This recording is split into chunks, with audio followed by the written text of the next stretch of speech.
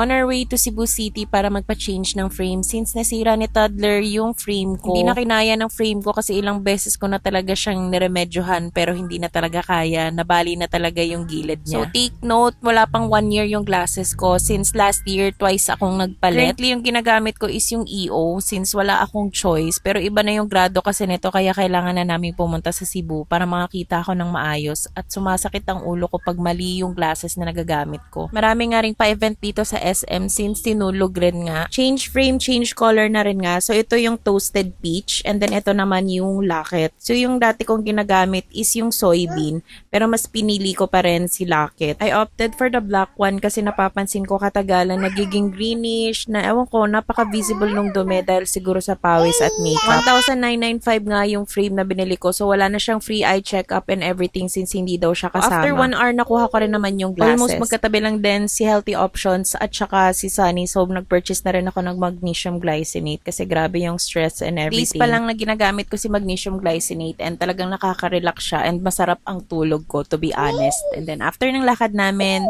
umuwi na rin kami agad. Hindi na kami masyado pang nagtagal sa Cebu City kasi nga sinulog, sobrang traffic.